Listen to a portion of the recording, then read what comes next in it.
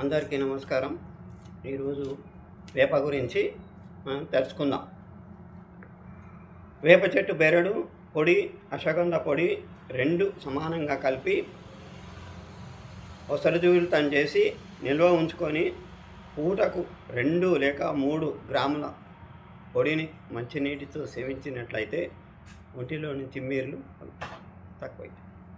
కీళ్ళ నొప్పులకి వేప నూనె, జిల్లేడు వేరు చూర్ణం కలిపి కీళ్ళ మీద మర్దన చేసి ఉంటే కీళ్ళ నొప్పులు తక్కువ. చెవిలో చీము, వేప చిగుళ్ళు, చెంగల్వ కోస్టు సమంగా కలిపి నూరి ఆ రెండింటిని సమంగా నువ్వుల నూనెలో కలిపి నూనె మిగిలే వరకు కాచి వడబోసి చెవిలో గోరెచ్చగా 4-5 చుక్కలు వేసి ఉంటే చెవిలో చీము తగ్గుతుంది.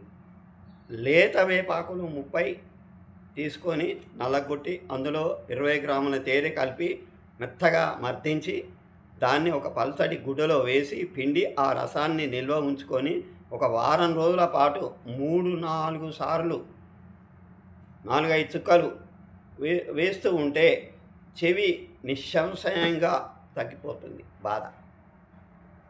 సమస్త కంఠ వ్యాధులకు వేప చెట్టు బెరడు, మంచి పసుపు, కర్కాయ, దాల్చిన చెక్క, కొరసపాల చెక్క సమంగా గ్రహించి కాషాయం కాచి పూటకు 2 ఔన్సుల చొప్పున 2 పూటల తాగుతుంటే సమస్త కంఠ వ్యాధులు హరించిపోతాయి.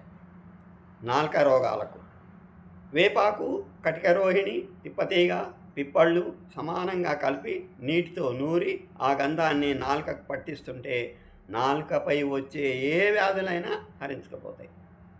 టాన్సిల్స్, గడ్డలు, గొంతులు వేప నూనె మేలు రకమైంది తెచ్చుకొని రోజు ఉదయం బ్రష్ చేసే ముందు, రాత్రి భోజనానికి ముందు 2 ముక్కుల్లో 2-3 చుక్కలు వేసుకొని పీలుస్తుంటే గొంతులో గడ్డలు, టాన్సిల్స్, తుమ్ములు, పడిశము, ముక్కు నుండి నీరు కారుట, ముక్కులో కండ పెరగటం మొదలైన సమస్యలు తగ్గటమే కాకుండా థైరాయిడ్ సమస్య కూడా పరిష్కారం అవుతుంది.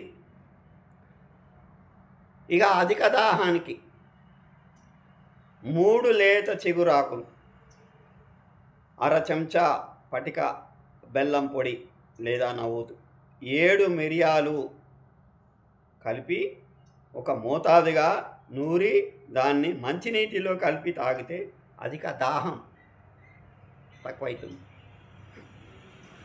వాపులకు వేపాకులు, జిల్లేడు ఆకులు, తెల్ల గలిజేరాకులు సమంగా గోమూత్రంతో నూరి కొంచెం వేడి చేసి వాపుల మీద కడుతూ ఉంటే వాపులు తగ్గిపోతాయి. గాలి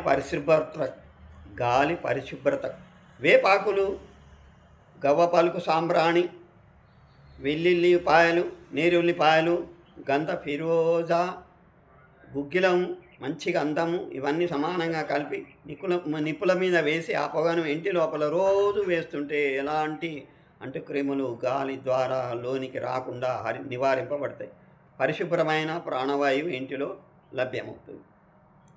కొత్త చెప్పులు తొడిగినప్పుడు చెప్పులు కరుస్తాయి, అంటే పుండు అవుతాయి. దానికి చెప్పు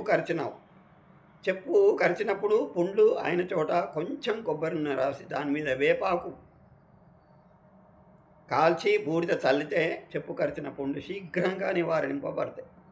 తర్వాత కాలిన